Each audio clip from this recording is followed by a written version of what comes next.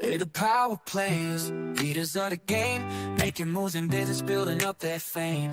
They ain't here to play, they're here to make a change, taking over the town, ain't nothing gonna be the same. They got the vision and the hustle on another level, working hard day and night, no time to settle. They ain't afraid to dream big, they go rebel, nickel, making a difference for the community they meddle.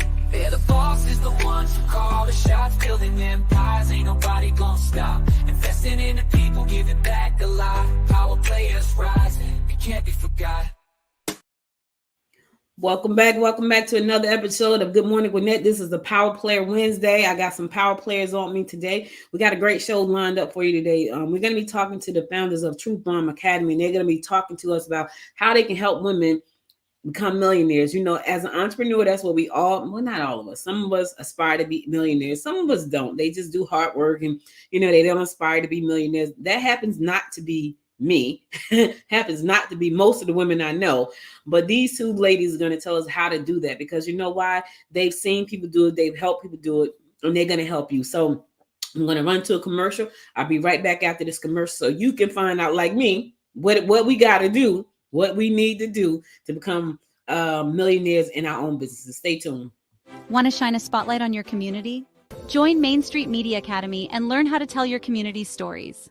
In just 6 weeks, you'll master creating newsletters, podcasts, news websites, and even an Amazon Fire TV channel. Share what's happening in your community and ensure it never gets left out of Main Street Media. You will become the media for your Main Street. Help small businesses who don't have the time to market themselves by sharing their stories. Enroll today at mainstreetmediaacademy.biz and become your community's voice.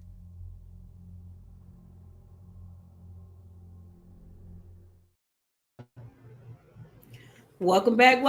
So look who I had with me. Listen, let me tell y'all something. So let me say this real quick. So I'm looking at, so I know both Heidi and Katrina because they are part of the chamber and we show up together all the time, right? Every time Katrina announces herself, she has to pronounce her last name. So then when I see Heidi's last name, I'm like, yeah, I'm gonna let both of them pronounce their own last name. So welcome. You both pronounce your own last names. Yeah, so hi, my name is Katrina Van Oudhoosden. It's not on here for that because I actually, in the internet space, go by Chef Katrina because no one could pronounce my last name. So they were asking, is there a simpler way? I said, well, let's make this easy. Just call me Chef Katrina. I answered to that. I had for years when I was a chef in the culinary industry. So I still respond to it here, even online. So loving it. Nice. My name is Heidi Muma.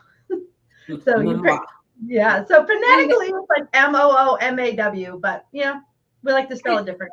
Hey, that sounds French. Is it French? No, I think it's more German. Okay. And Katrina, yours is? My last name is Dutch.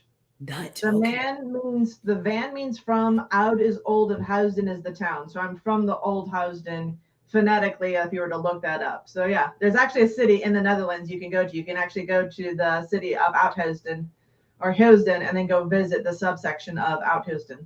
Wait, so are you telling me that your last name is because of the city you are from? Yeah, really? That's the background of the Dutch name for me, at least. The history behind it is that we are from the city of Housden, and we're from the old part of Housden. So when throughout the years, throughout the centuries, as it evolved and the river moved and all sorts of fun history about that, that's how we got our last name. Okay, so if you had a town of 1,500 people, everybody's last name was Van Housden. Yeah, Van Oudhoosden. Yeah, so I'm from, because they said you were the father of, or you were from the town of. So when you traveled, that's how you identified where you were from. So it's got a very old history behind my last name. It's really interesting to kind of dive into that. You know, it's so crazy because I heard a story the other day. God, I forgot where I heard it at, and it was about. So the woman was talking about her last name. The way she got her last name, it was her first name, and her dad's first name is her last name. So if her name was Sheila, his first name was Keith, her name would be Sheila Keith. And right. So and I think that's, oh man, I wish we could just get past a lot of stuff so we can just really go and explore the world and be okay with that, because I feel like the history around the world is so amazing. When I heard that, I'm like, her first name is something else, but her last name is her dad's first name, which I thought that was just like so crazy. But anyway, I'm so glad you guys are here with me this morning. We've been trying to make this happen. I got water and I have cough drops. So if you guys see me drop out of this segment real quick, that's because I'm coughing. I'm trying not to cough, so I'm trying not to do too much talking. But I'm glad you guys are here. So you guys are partners in Truth Bomb Academy. How did you guys meet? Oh Lord. Oh Lord. That's a rabbit hole. She tells it really funny. I would say how we met was she stalked me online. That's really kind of the beginning of our friendship. I have been training online for years, since probably around 2009, and I was inside of a company teaching and training online digital marketing, and I'd put together a lot of the structure around it. So a lot of my training was still inside this company and this academy. And she just was super curious why I wasn't more active in the community. So she started looking for me. And then she found out that I was teaching Pinterest. And she's like, okay, what's that? And so she followed me over there. And then I had gone down another rabbit hole into another business. And she was curious about that. And then one day, like, because we were just talking so much online, she was doing a live event. And I said, well, let me go and help you do a vendor event, because I know how hard it is to do in-person vendor events, how to present, how to make the sales. Like, it's not an easy thing if you've never done it before. So I flew up to meet her. Oh, the plan was that she was flying up to meet me, but then she sends me a text like, this is We don't have to get into that whole story. It's literally a week before the event. and she texts me, can't make it. No. I hate letter. So I was devastated. Wow. That never got to me, which was even better. I gave her the wrong address twice when she asked for it. So it wasn't supposed to happen. So I got on a phone call with her. We figured out what was actually going on for me that had me be a no, but now be a yes. So we drove I flew up to Virginia. We drove for 8 hours in a car, and I sang to her as we were going to this. So yeah, my job. Does she have a good voice, Heidi? She does. And she literally knows every single 80s song ever created. Like, I was like, songs would come on and I'm like, how the heck do you know this? And I'm like she literally knew every single song. So it was fascinating. It was you know what's crazy is I used to work in the hospital. Like, I worked in a hospital for 8.5 years, and I love music. And so my coworker, she was an older white lady, and she didn't like the kind of music I like. So I had to listen to like soft rock. And so I learned all of the soft rock songs. And when my dad passed away, he lived in Vegas, and my baby brother had got locked up. And so we had to drive from Vegas to California, because that's where he was born, in California. So my middle brother and I flew to Vegas, and we had to drive to California. So we were driving through the Arizona desert, right? I had never seen tumbleweed a day in my life. I had never seen the desert. I grew up in Newark, New Jersey, so I had never seen the desert. So we're driving through the desert, and I started singing the song, "Been through the desert on a horse." My brother was like, really? Like, you know the words to that song? It was hilarious. And I'm just singing my head. He's driving, and I'm just looking out the window singing the song. But for me, music is one of those things that bring us together. I love music. Every day I create a new song for my newsletter, Gwinnett Morning Spark, every single day. So I started doing the newsletter about 2 months ago, and I have about 68 songs. It's crazy because I put out a newsletter every day. But I discovered AI and music, and I'm like, oh my God, my inner producer is coming out. Okay, music lovers, I know you guys are the real artists out there. I'm just saying that it's making my life a lot more fun being able to create great songs. So listen, I know you guys have Truth Bomb Academy, but and before this, you were a Disney chef, and you're a real estate investor, a mom, a grandmom, one of the best jobs in the world, grandmother. Wait, Heidi, don't grandkids make you? Don't they make you soft? Yes. I mean, I remember when I had my kids, I was like, all of a sudden, my mom turned into this new creature. Yes. I was like, you are not the person who raised me. Like, but I feel it's like, it's like with your grandchildren, it's just like, you're not the disciplinarian. Yeah. You're the you can go and have fun and enjoy them and not worry about the consequences. Yes. I tell anybody, you can say what you want to say until you become a grandparent, you get soft. My husband is the weakest link. We call him the weakest link because he's the worst, right? Yes. She'll come over and she'll say, Pop, what you got for me? And we tell, because don't give her a lot of sugar because she's gonna be too hyper. He always has something for her, and she'll scoot right on around. She'll ask him, Pop, what you got for me? He's the weakest link. Grandkids make you weak. You know, I remember when my mom was alive, my mother had a stack of credit cards, y'all. Her stack of credit card was like this, right?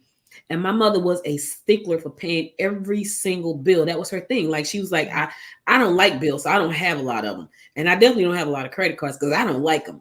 But she had them. And I would say to her, why do you give? And she would give the kids the cards and they would go shopping. And that was her thing. So she had been sick for a long time. She had breast cancer twice. And that was her way of being active in their lives, just letting them go run wild with her credit cards. And she has 4 grandkids, and she would give each one of them, whenever they call Nana, and she would give them a card or give them a number. She did that so much. But being a grandparent makes you soft, makes you super soft. Yeah. You know, you're a real estate investor, and Katrina, you were in the restaurant business. I know you were a chef for Disney, but you were also in the restaurant business. So tell us about that business, and then I want to know. We'll get to, like, how did you guys get to Truth Bomb, and what exactly is Truth Bomb? Yeah, good question. So after working with Disney, actually, I went part-time with Disney as a sous chef, which is a rare phenomenon.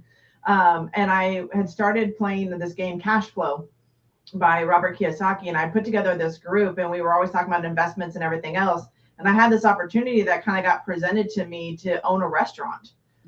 So it was on the market, it was for sale, and I thought, why not? Let's test my hand at this. Like, I've always wanted to be an entrepreneur. This would be a good learning ground, I guess you could say, and see what we could do with it. So one of the guys that I was playing this game with became my business partner, and we bought this restaurant together. He was front of the house, I was back of the house. Which means he took care of all the servers and I took care of the food. And it was great. We started it in January. I learned a lot about insurance, how to set up a restaurant, things they never tell you when you go into buying a business. And a lot of it's, through questions. I got in with my insurance company. I found out different ways that you can buy and get your utility set up through grants and through money. Like, you don't even have to use your own money to get a lot of businesses started. And that was kind of like my first thought. I was like, wait a minute, I can get all my utilities a month and a half paid for through my insurance and only pay $24 for it, right? Like, there's so much we don't know about business until you start asking the right questions or you fall into the right space. But that sparked my interest in be like, okay, there's something about, like, we didn't think we were going to be able to afford the restaurant, but those little things that started paying for the restaurant gave us the foothold into it. So we ran the restaurant for 9 glorious months. It's tough to run a restaurant while you're still working as a business. And both of us were still, having our other jobs to support the income we needed as the restaurant was taking off. And then we just kind of got to a point where we were taking our paychecks and paying our employees. And that's not a good place to be at all for your business. Like, you shouldn't be taking from one and giving to the other. So I learned a lot in that process. And I consider it probably one of the best business experiences because I had to really shift my brain from an employee to a business owner. And what does that actually look like? And it's a massive shift, both internally for your leadership and how you look at the world in terms of how money actually moves and how business works. So we closed it 9 months later, had a great run. My business partner and I parted on really good terms.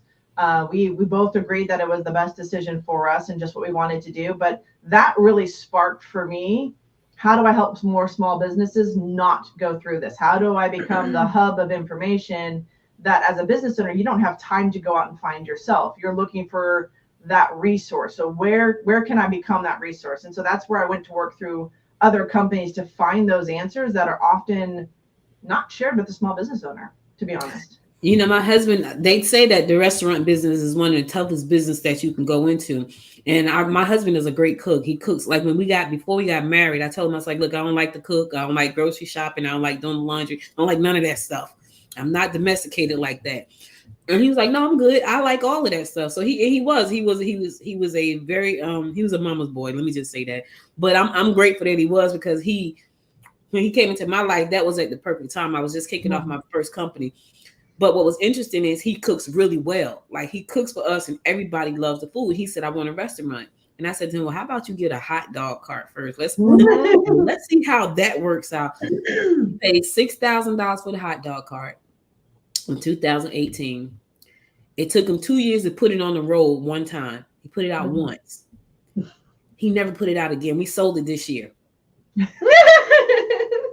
Because it just doing the hot dog outside with no overhead, just $125 we paid for the spot and the license, right?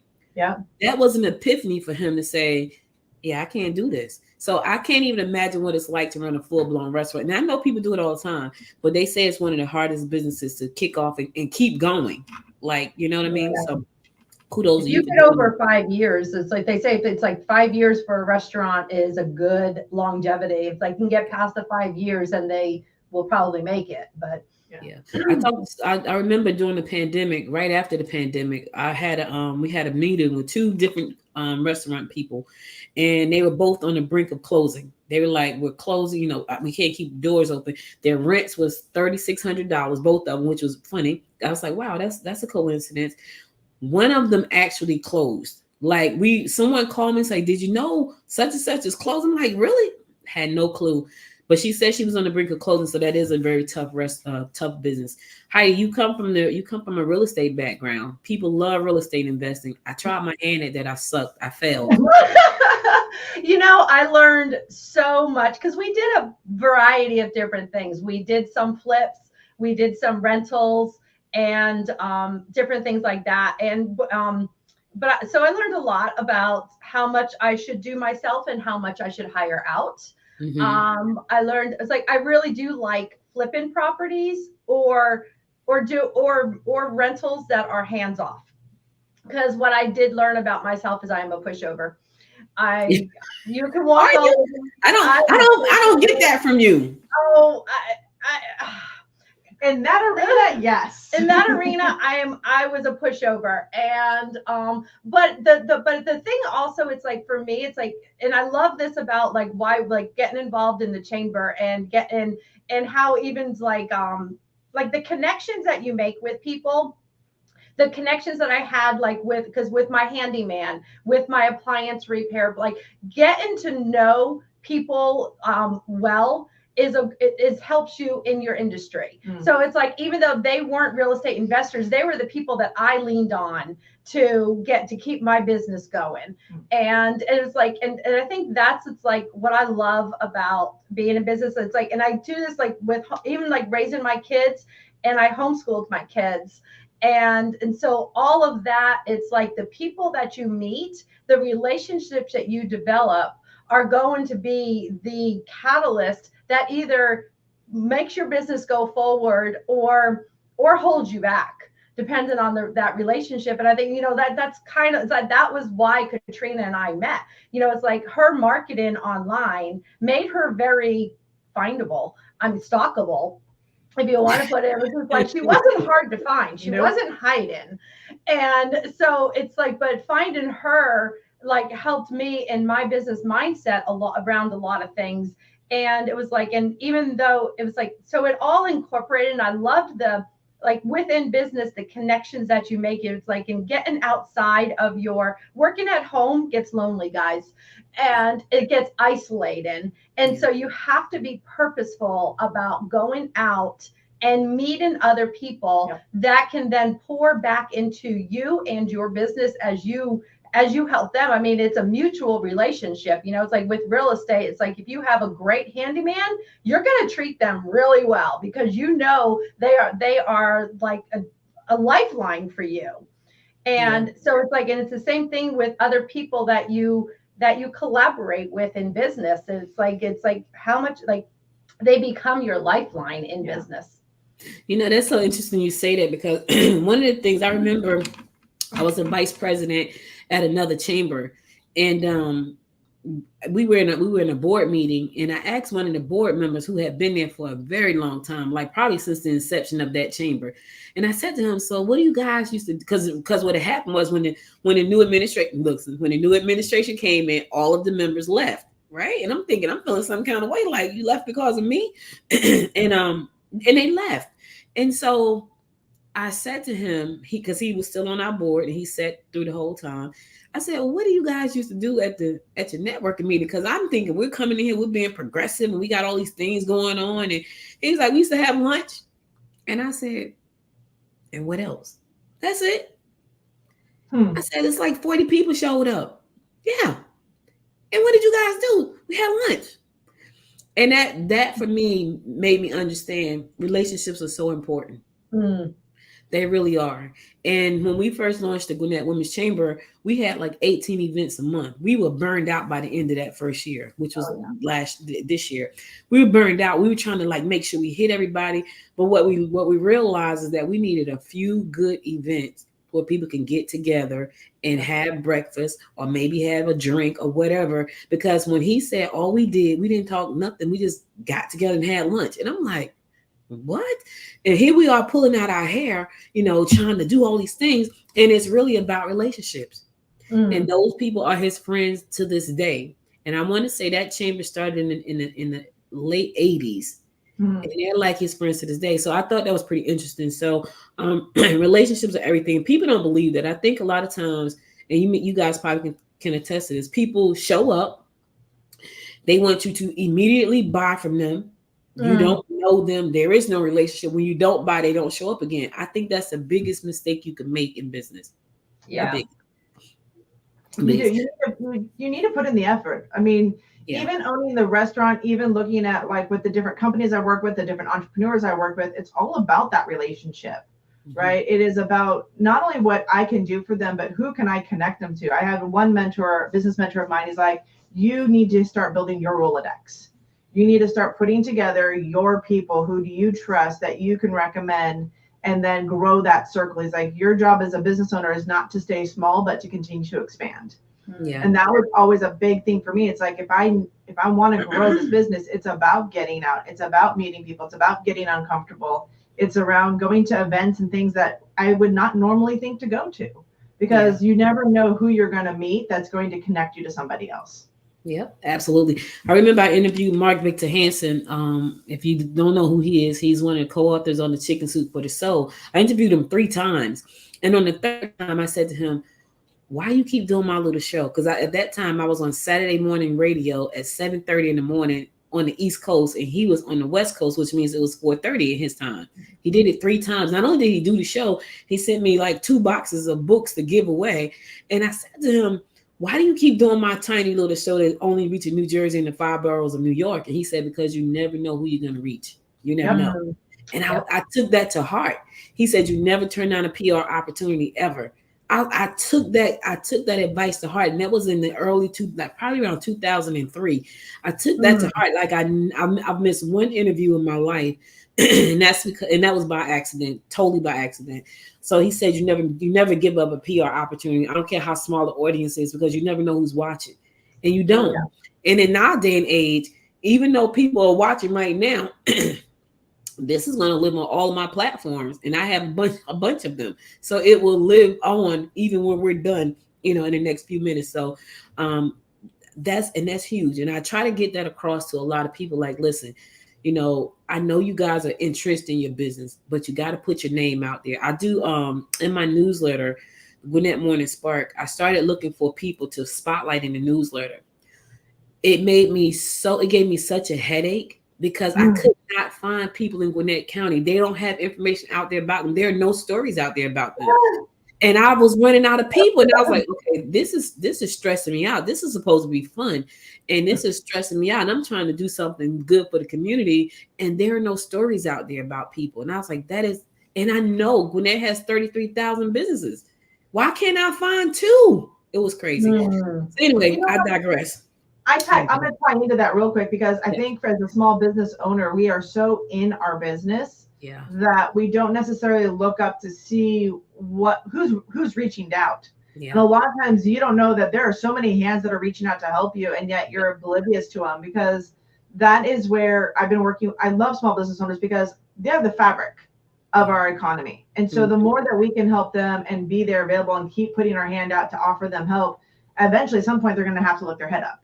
right? And they're going to have to see that they can't continue doing this alone. So yeah, the small business world, it's in my heart, because having gone through businesses, having gone through that, I really see the value, especially for female-owned businesses. What we create really is a bigger impact than just what we're putting in front of a customer. Yeah. It's so funny because one of the things, I don't even know if you guys saw the newsletter, but and Heidi, I got to add you to the newsletter. But Derek and I are starting a new show called Good Morning Georgia. It's gonna stretch wider than this.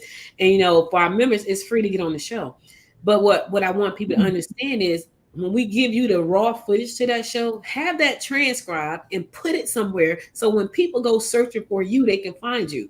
Yeah. I had a USA Today reporter reach out to me a couple of weeks ago.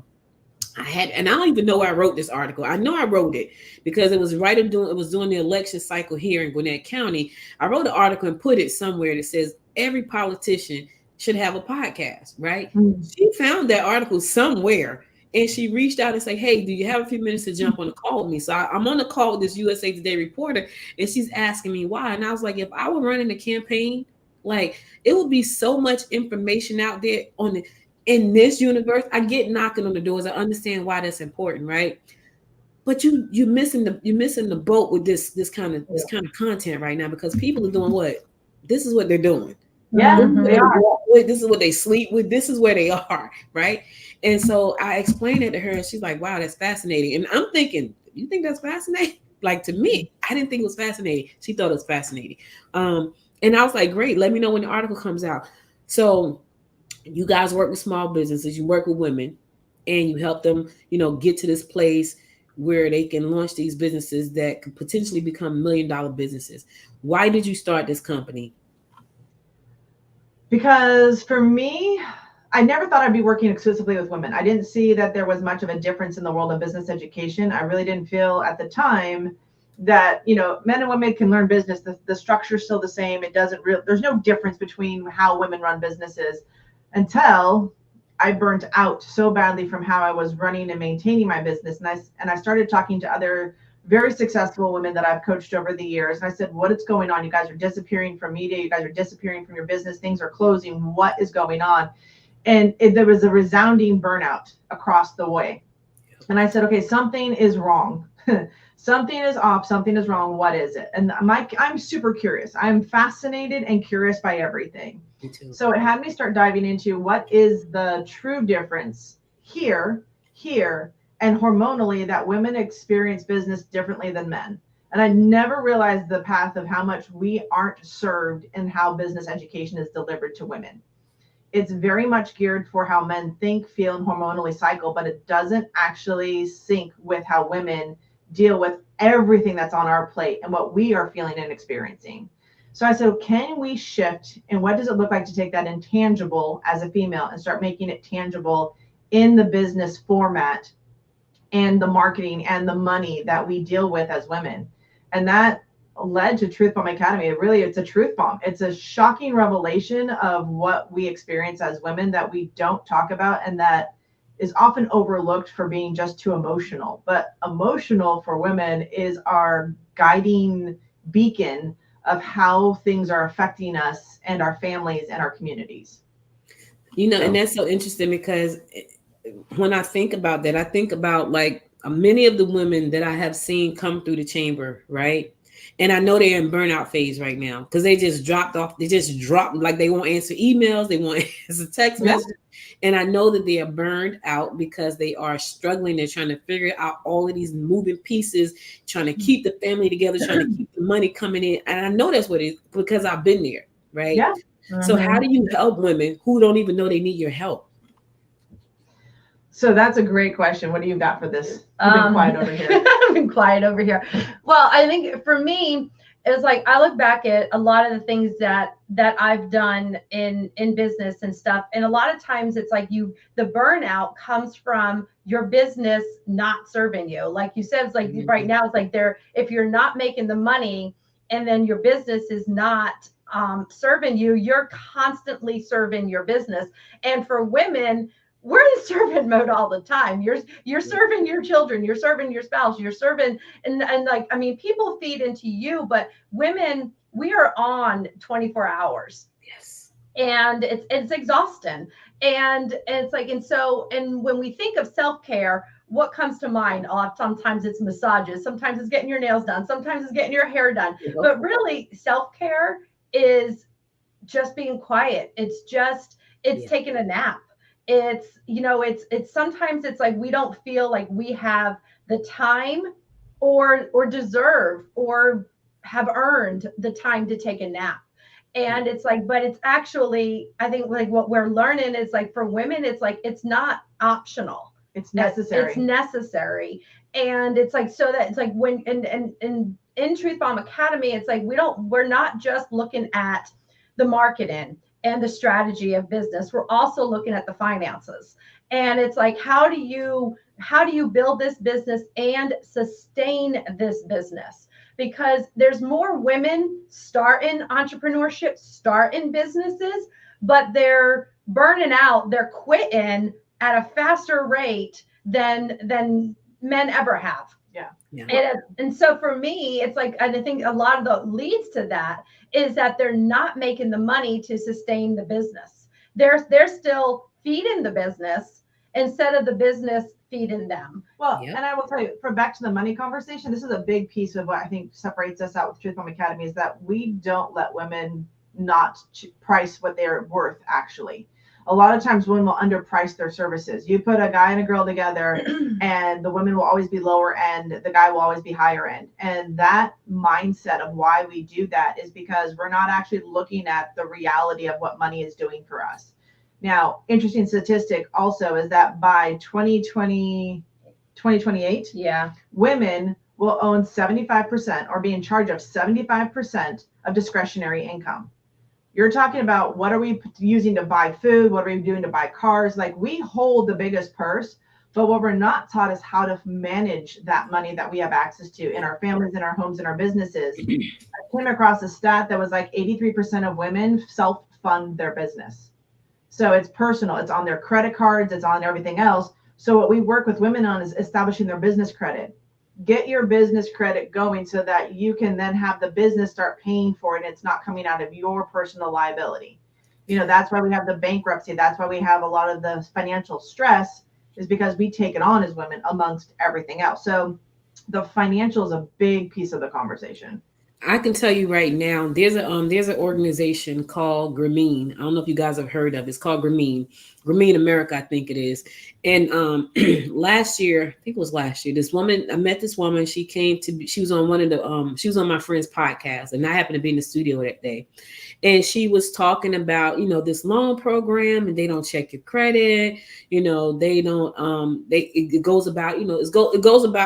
goes by how much money you come into your business, right? Or into your household.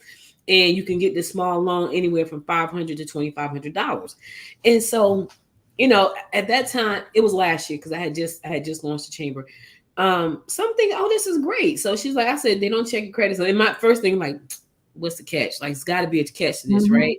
So like, there's no catch. She was telling me how this billionaire guy got all this money. He's, Jelly Low and Beyonce and Robert Smith, they're all putting this money together to help these small businesses to kind of take that money and put it into the business. Now they have to pay it back as a loan, but it's like group economics, right? Yep. And you have to get with group 5 people and all this kind of stuff. And I was like, that's great. When I brought that back to some of the members, they was like, we don't want to do that. It's a loan. Oh, we're not taking a loan. They did not even see what she was saying. So I was like, you guys don't want the loan. They're not checking credit, not doing it. I was like, it's a loan. We got to pay it back. Yes, it's a loan. No. So what I find is that a lot of small businesses would rather use a credit card because they don't see that as a loan versus trying to take out the loan that can help them at least get business cards. And so again, it came back around again, right? This year. And I met with a different woman. She explained it a little bit different. I'm like, okay, that's great. Took it back to some of the members. Nope. I said to her, look, I'm sorry. Like, I can't get people to buy into this free money that you're trying to give away. I don't know what else to do. We're wondering, how do we access money to grow our business? And it's literally like we're like, the hand is there and you're just refusing it, right? Yep. And I think one of the things is that we don't teach business finances, which is different than personal finances. You can go and grab a bunch of personal finances, how to cut budget, how to pay off things.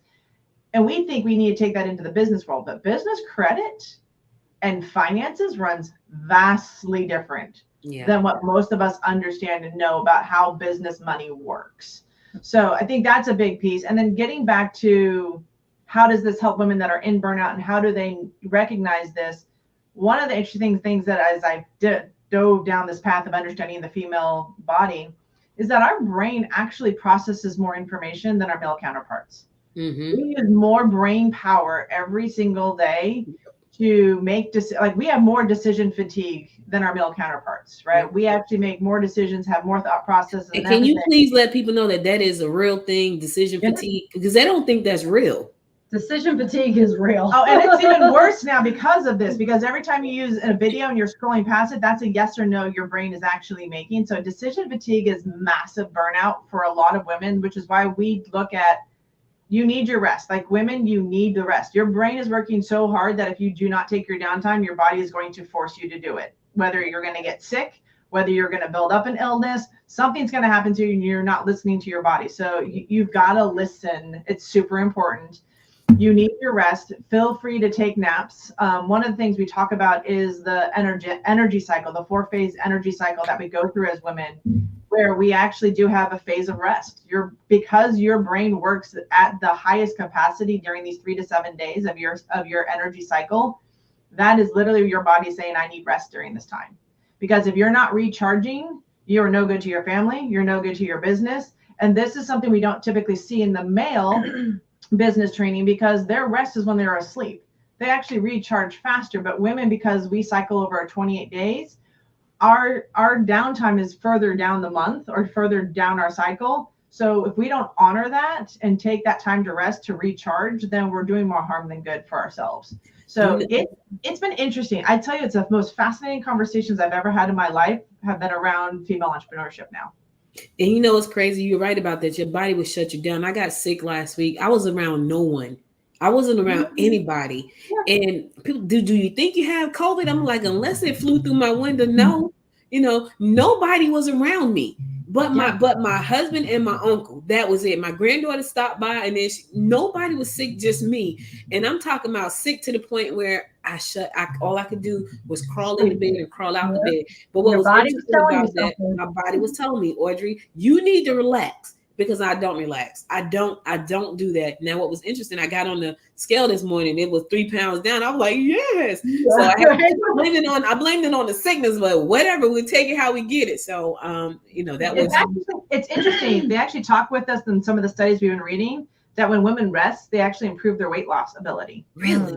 Yeah. When you rest as a woman and you actually don't exercise every day and you take that break, you'll actually, during specific times of the month, you'll actually gain more muscle mass and you'll rest to recover, because we're in productivity mode. We're being trained like the men to do everything, eat like a guy, exercise like a guy. All the training programs out there are geared towards men. It really is. And it doesn't serve us as women, but we don't know this because the science of being a female is just now coming out. It's like less than a decade of research that we've had access to. We're scratching the surface of understanding our own hormonal cycle as women. Right. So I have lots more questions. So I know that you guys are doing this, and if you're not, you better start. So if we are, what you said, less than a decade worth of information is out there. Yeah. Right. When that, and that's, I'm assuming that's in the medical community, not really in mainstream, just medical community. Correct. Mm-hmm. So, my business brain is working right now.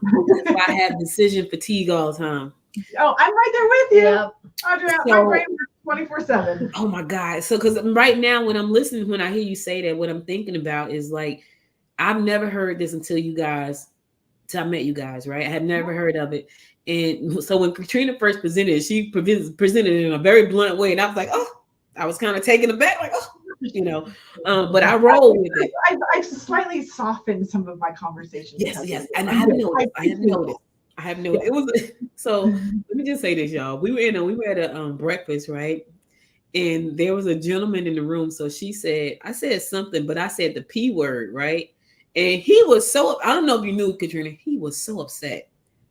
He's like, we don't walk around saying the D word. It was hilarious. And I was in the corner like cracking up. It was so funny. You had to be there. Yeah. You know, being there. It's the second Friday of each month at 8 a.m. at Peachtree Cafe. join us. It's Business Over Breakfast. It's our mastermind we do once a month. It's amazing. Go to GwinnettLewisChamber.com. Mm-hmm. Yeah. You know, it's something that I think is super downplayed in the business world, but that women naturally do and need to embrace it more. It's like, you know, it's like the whole phrase about it takes a village to raise a child, and how when you're a parent, and I think our culture nowadays doesn't encourage this, because we're all think we're, you know, you don't tell somebody how to parent, but reality, I loved when people told me or showed me or made me aware of something that was going on in my children that I was oblivious to because I live with them, you know.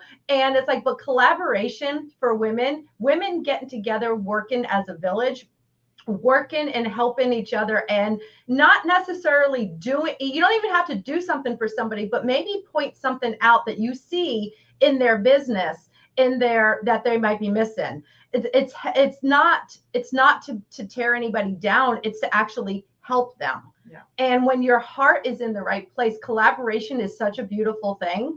I mean, it's like, I don't know what I would have done with it, raising my kids, homeschooling my kids, and real estate, building businesses. Collaboration is the key to your overall sustainability and longevity in your business, so that you're not going to burn out as fast if you have other people around you lifting you up. Yeah.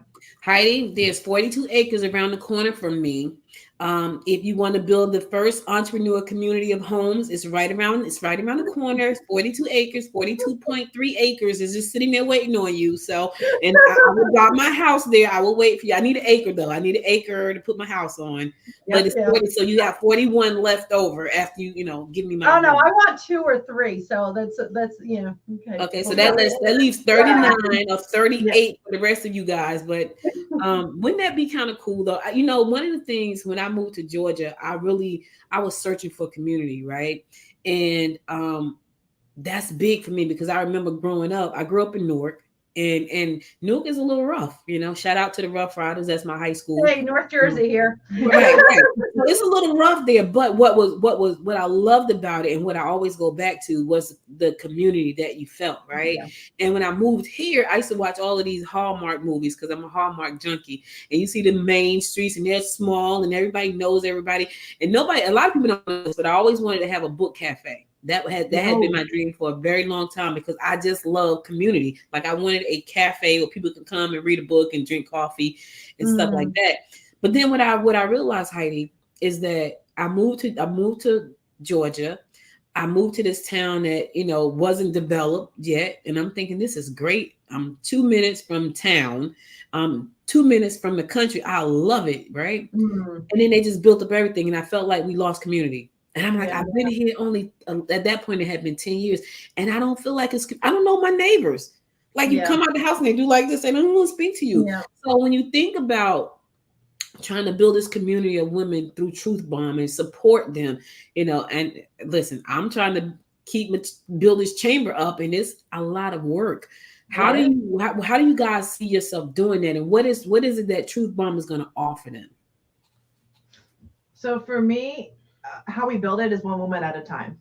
That's honestly my thing. I'm not trying to go for the masses. It's one connection. It's one woman at a time. And every woman that walks in is a blessing, comes into the academy. And what we did for this, that was a little different for me, is I got really burnt out from social media, to be honest. And I got burnt out from a lot of the Facebook groups, and it just seemed like a lot of noise. And then when I did have my groups on Facebook, my groups and my members were getting censored. It wouldn't show me comments. Like, it would only show me most relevant comments. And as the group, they censor inside the groups. You'll actually see, if you go to comments, you actually have to choose that, because it'll give you the most relevant.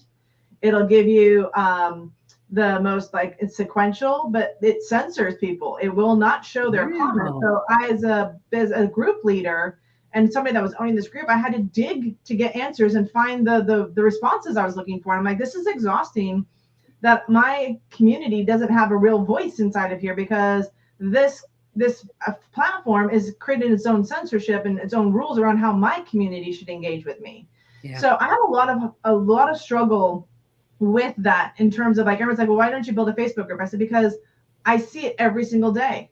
that there's the censorship that goes on in there. You can't honestly communicate. And this is why I think many of us are being driven out to find the community app platforms. Where can I go to actually have an authentic, true conversation and have my audience and my members be heard back without the censorship? So I went digging and I found this amazing community app like structure platform. And I built Truth Bomb Academy in an app because I wanted it off of social media. Because for us women, the shame and blame around how we look, how we're experiencing business is so overwhelming at times that I wanted the women that came into the academy to know they were in a safe space. We're not here to sell your information. We're not here to advertise to you. We're here to support you. Yeah. So for me, Truth Bomb Academy becomes the first real safe place for women. It's the heartbeat of female entrepreneurship is what we call it. This is where you come into the academy. You can poke around. Like we're still developing out a lot of the basic training, but we have herself. So we talk about self-development. We talk about the Enneagrams. We talk about food. We talk about the basics of being a woman. Then we talk about the money. Then we talk about the marketing, and we definitely talk about business. What are some of the structural things we do? And so we make that available for the members that come in for free. So you can download the app Truth Bomb Academy, come in, be part of that community. We have group conversations. We have weekly trainings in there. So the goal is that we're always providing some sort of like understanding of being in business as a woman. Yeah. All the responsibilities. And then from there, of course, we have our Unlocking My Millions, which is our next step up of business structure and education. And then we're building out the 1-year coaching program for women in business to really hold their hands in implementing a lot of what they're learning inside of Unlocking My Millions. So we're gradually growing it. We've actually been in business for about 2 years. So structurally, when you ask, what does it mean to be a female in business? We've had to learn it, implement it ourselves, have the experience it, work with a small group of women to really test out a lot of it. And now we're really ready to take it up to the next level. So it's been a lot of work for ourselves just to get out of that traditional masculine business mode and start implementing a more feminine approach that honors us and how we approach business. And it's the women always say, I don't stress as much. I feel so much better about what I'm doing. I feel more focused now because we blend rest and self-care inside of this, but from a female perspective. What's interesting? I've heard women say things like they're in relationships, and I hope you guys address this as well, because I've heard this plenty of time. They're in relationships, and because of who they are, they don't get to be in their feminine energy a lot because they run the household. So most husbands think that I go to work, I bring home the bacon, and you do everything else. But what I've heard is I want to be in my feminine, and I've heard this so much over the last 2 years. I want to be in my feminine energy, and I just don't get a chance to do that, right? Yeah. And I think that's because when you think about your spouse, you're not thinking about that. Here, they're not thinking about that. They're thinking about I'm going to work. Stop mumbling and grumbling and do what you got to do. And you're always thinking, well, I don't even feel like, listen, I have to tell my husband, do you think I can sit on the passenger side today so I can feel like a lady? I have to say those things. And I know he hates it when I say it, but it's like, I get you go to work every day. I work probably way more mentally than you do. And I have to literally say to him sometimes, and I get it. He drives to Marietta every day, which is very far. And it's a lot of traffic coming home. So I understand that. So I don't give him a lot of grief about that. But there are some days I want to sit on the passenger side, literally, and cross my legs and do nothing but sit there. But I have to ask for that. So when you got that type of woman inside of the group, are you guys also addressing that? Like, how do you tell your spouse, let me be a lady today, please? Yeah, we actually do address it. We address it through like because it's a lot of creative energy for women, and it's asking for it. A lot of times I think as women, we don't know how to ask to be a female. Like we don't know. We think we're just automatically should be and understand it. But our culture has, especially the Western culture, has removed a lot of the feminine energy out of this. So what does that look like? The masculine, like you were talking about, if the masculine male drives and the woman gets to sit there, she actually gets to contribute more to the man and actually soothe him and can take care of herself in the process. So sometimes you have to ask to be dressed up. Sometimes you have to ask to say, hey, we're having a date and you're going to treat me like a lady. Like, I need you to take me to dinner. Don't tell me where we're going. Don't ask me where I want to go. Like, I don't want to make a decision. I'm leaving that to you. Right. To do that. And that was a lot of things. Like when I'm dating guys, that's sometimes I'm like, I don't want to make the decisions. Like I'm okay if you guide and make the thing. And like that for me is important because I need the guy that's standing strong, not the guy that's going to have to ask or, me for everything. Cause I'm already making enough decisions in my life. Please be okay making the decisions for yourself and for me. And I think that's where women need to start looking at that's okay. We're not giving up power. We're actually embracing our own power by allowing them to do and guide us so that we can flow and be in our feminine energy. So I love how you brought that together because it is an important piece that we are addressing. I love that you said that because it's like I used to feel that and I didn't understand why I felt it. I was just like, and it was like when I went on a date or something with my husband, I was like, can you just make the decision? Can you just get the kids taken care of and just to have that time where you go out and it is. And I think it's all about that. Like talk about that decision fatigue. It was like my family would ask us for dinner and I'm like, can you just tell me what you want me to make? I'll make it. Just you tell me what you want me to make. And it was like, but I think it is, sometimes it is just, it's empowering it's empowering your family to make those decisions because I think they often fall back on it. It's like, oh, mom does all the cooking or whoever is doing the cooking will decide what they're making. And it's like, but asking for their feedback and balancing that feminine and masculine energies. We have both. Yep. And it's just that it's been culturally, we have leaned more into the masculine.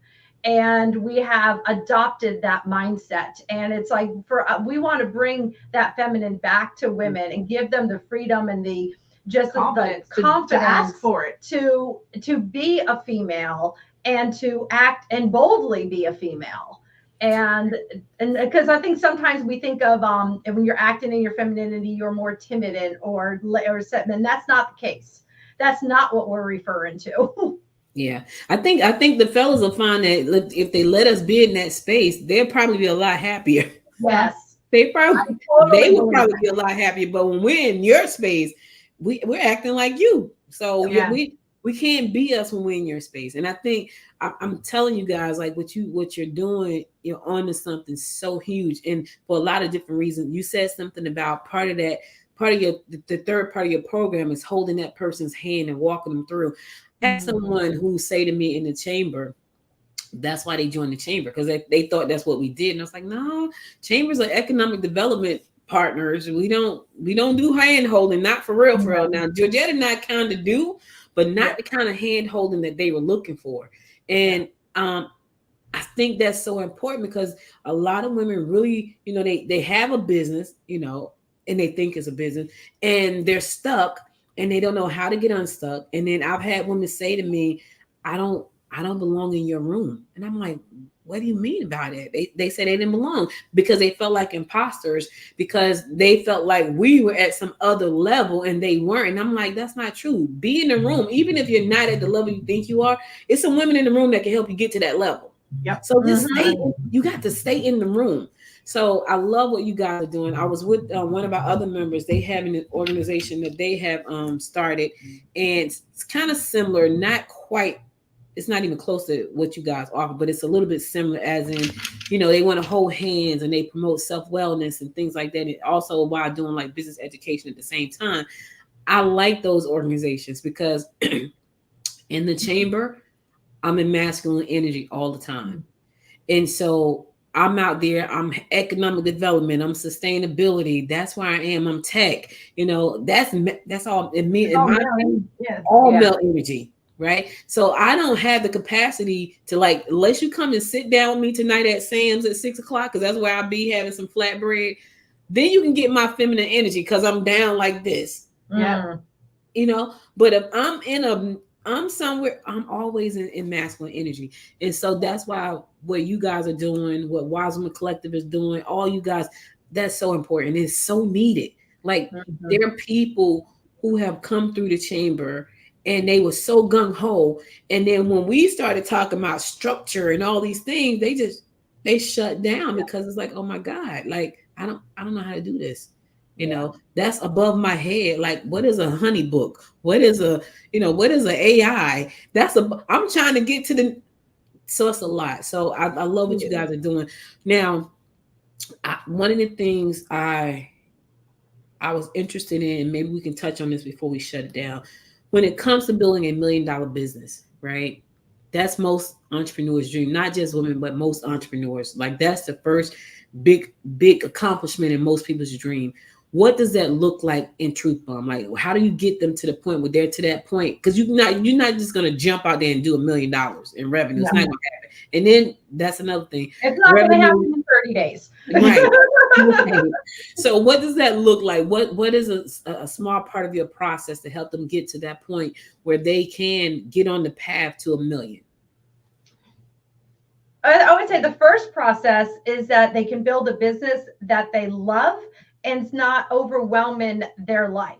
So the first thing is that we don't want you quitting your business because you are tired of serving your business. Yeah. So the first step is that you stay in your business for the long term, not expecting to make $1 million in 6 months, 9 months. It's like, I mean, you could build a business, sustainability, to become profitable, and then stay in your business. Yeah. And it's like, because you actually enjoy your business instead of being overwhelmed and exhausted from your business. And I just tagging into that, I think if you want to have $1 million business, you have to understand you cannot do it alone. Mm-hmm. You are not a single entity in building your business. If you want to have a multi-million-dollar business, you have to start looking for those partnerships, those collaborations. You're going to have to look for the relationships. I know in the masculine, we use a lot of strategic partnerships. For women, it's actually more of collaboration and relationships. Like, we do soften it because we want those people that we work with that we are in alignment with. So when you find people that are in alignment with your vision that can help you take it to that next level, that's critical. And that's where that member directory inside of Truth Bomb Academy, you get to find women that you can collaborate with, right? We want you guys in there finding that support. So if you want to build that $1 million business, you have to understand you're going to have to hire out. Like, we're doing a training tonight on how to hire a social media manager that's right for your business, because every business is a little different. So we have that training in there. So you learn how to hire, you learn how to hand over things that you're so holding on to, because as women, we hold on to a lot of our business. We're afraid to hand it to somebody else. So opening that door, that handing it to somebody, what does that look like? What does the legal look like? What does that agreement look like? Because sometimes we're so afraid of getting burned because we've heard the horror stories. But I will tell you that if you learn to set up your paperwork correctly, those relationships are much stronger, because it's not over feelings, it's over how the performance of the business went. And it changes the dynamics. Now, I'm not saying you won't have hurt feelings if something happens, but understanding how to find the right people, how to create that alignment, how to have people on that same mission and vision as you, those are the steps to build $1 million business, because you'll find connections in there. Like, Heidi's good at finances. She's finding the grants. She's finding the loans. She's finding everything else. I don't have time to do that on my own. So I lean on her. You want to build $1 million business, learn to use other people's money to build your business. Truly. And then understand how that money in your business is working. Are you taking profit? Are you paying yourself? Do you have an operations expense account? Do you have a tax account? Like, are you putting your money into buckets that are working for you, not against you? Are you working to feed yourself, not feed the monster? Those are different mind shifts around running a business as a millionaire that most of us as small business owners, when we get in, we're not having that conversation yet. So we want to introduce that as soon as possible, so that you feel confident in being in your business, taking those business loans, hiring your team members, outsourcing where you need to, getting those VAs, leaning into AI, whatever it is that you need to take you to the next level without you being the only one responsible for it. All right, ladies, we at the top of the hour. Any last words? How can people reach out to you? Plug the retreat. Yeah, we can plug it. So we talked about self-care earlier. And it was like, and the thing about for entrepreneurs, it's like, we often think it's like we go to things that we want to learn, and we go to things that are going to enhance our business. And so it's like, we have a retreat coming up in October. And we are so stoked about this because it's not only going to help your business move forward, because we are feeding into your business and business skills that we need to learn. We'll teach you to rest. We'll teach you to rest. The place that we're going, it's amazing. It has so many ways for you to engage in self-care and different things that really help your health overall.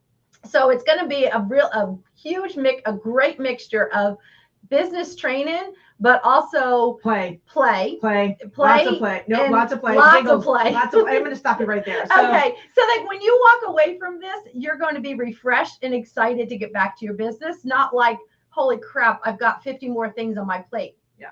No. Yeah. And to wrap up the last 10 seconds, if you guys want to reach us, you can find us at Truth Bomb Academy.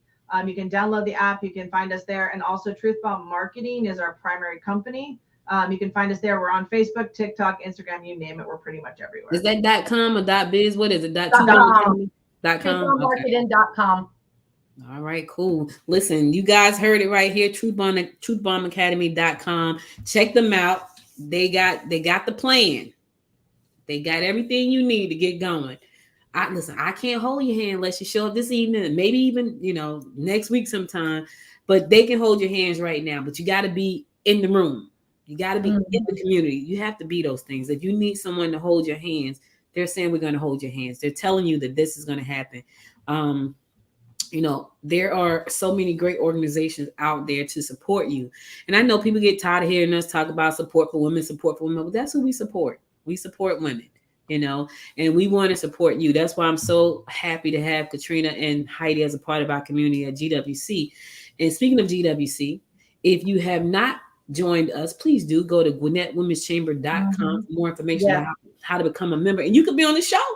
Listen, you could be on Georgia. Good Morning Georgia is about to take over. So we are proudly launching that on April. I'm going back. August 5th, we go live. Now so here's my thing, y'all. I gotta get up every day and look with makeup. I'm like, oh Lord, I haven't done that. So 5 days a week I'll be on air streaming to all these different platforms. Wow. But that's okay. I'm not complaining because I'm on a mission and I do realize how important this is. What I meant to say earlier is I hope that you guys are documenting all of this great content that you're talking about, because I feel like you can own this market, like really own it. I feel like when people start talking about the feminine energy and some other things, they think of you two when those words come up, because a lot of people aren't talking about it. I'm talking about not to regular people, not to regular everyday women. You guys are doing that. You're talking to the regular everyday woman, helping her understand why this is important, why I need to be doing listen, I did so many moon rituals over the last 3 days. You would not believe.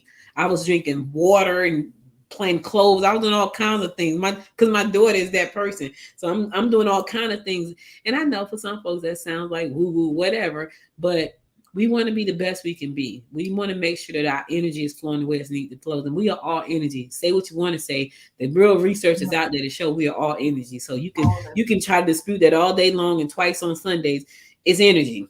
Yep. That's what Agree. it is. So, I agree. Thank you guys so much for having us on You're here. very It's been welcome. Amazing. Yeah, thank you. Again, this is the power of collaboration and co-branding. You guys never know if you want to get your message out faster as a business, you need to connect. You need to come to the Women's Gwinnett Chamber of Commerce. I mean, it is for women, by women. Like, you could not be in a safer, more fun place. Like, seriously, business over breakfast. I love it. I love it. We go every time. So love it. So when is the podcast tour? Is this the beginning of your podcast tour? We've been podcasting for a while. We've actually been having a little bit of fun, but if you go to Did She Really Say That? That's our podcast. So we're going to connect you onto this one too. But we love having that conversation. We've been talking about food. Like, I've been going to the grocery store and talking about the food that we're being marketed that's good for us. We're having way too much fun. We're having fun with marketing. Yeah. Yeah. All right. Well, listen, ladies, you guys have a wonderful day. I'll see you soon. Good luck. And I wish nothing but the absolute best. back at you. Thank you. All right, thanks so much. Listen, guys, if you missed any episodes of this show, be sure to go to goodmorninggwinnett.com to listen to all past episodes there. Also, be sure to check out Gwinnett Morning Spark. That's my newsletter. Yes, it's a spark of inspiration in the morning. That's all it is. Get up, you get a nice message, you get a nice song that I created, because y'all know I'm a new music producer. Not really. I know the producers like, shut up, or you're not a music producer. I'm an AI music producer. Me and AI are friends. We're partners. We're collaborators. That's what we do every day. So go to GwinnettMorningspark.com to find out more about the newsletter. Also, if you are not a member of the chamber, go to GwinnettWomen'sChamber.com to find out more information there. Connect with me on all of these platforms, either at Good Morning Gwinnett or Gwinnett Women's Chamber. Pick one. I'm on both of them. So just pick one. I'll be back again. What's the date? Wednesday. I'll be back again tomorrow. Traditional. No video tomorrow, just audio. So if you want to listen to the show live at 10 o'clock tomorrow morning, you have to go to goodmorninggwinnett.com, click on podcast, and listen live. I'll be there tomorrow at 10 a.m. Hey, listen, stay safe out there. It's a beautiful day. Stay safe out there. And until next time, my friends, until next time, make it a great day. Bye, y'all. You've been watching or listening to the Good Morning Gwinnett Show, hosted by Audrey Bell Kearney, Monday through Thursday at 10 a.m. If you enjoyed this episode, subscribe to the show today and share it with your friends by going to www.goodmorninggwinnett.com.